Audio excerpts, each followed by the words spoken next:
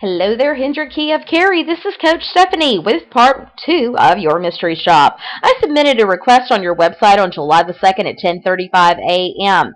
I received an email in my inbox from Devin at 10:54 a.m. Devin, be sure that you not only email the customer, be sure that you call the customer. I actually never received a phone call from your dealership. You can see here that I tested the line and that it did in fact work, but I actually never got a phone call from your dealership.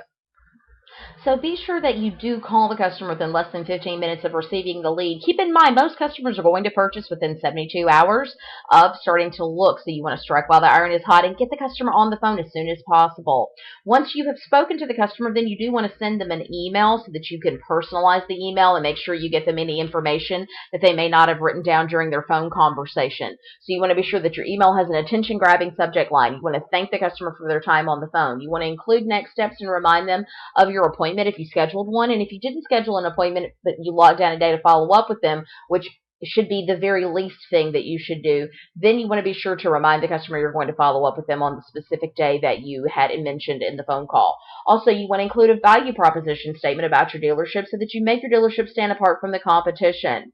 Keep in mind, if they're shopping online, they're probably looking at multiple dealers, and you want to make yours stand apart.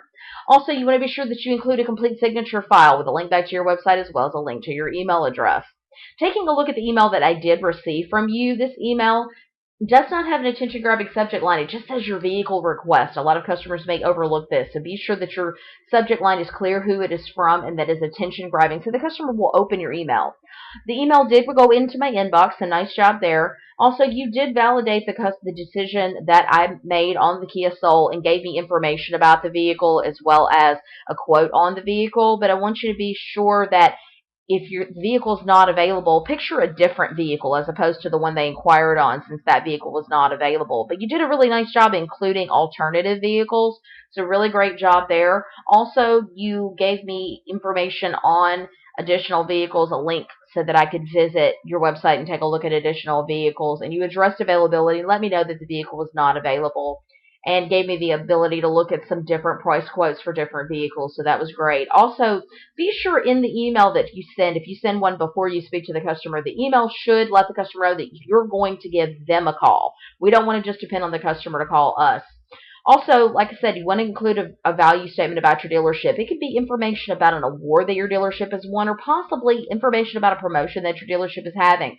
But remember, you want to make your dealership stand apart from the competition. Also, your signature file should have a link to your email as well as a link to your website in your signature file. So be sure that you do that as well. Okay? Keep up the hard work and keep practicing. Your secret code for today is timing. Timing, timing, because it's all about timing. Have a great day.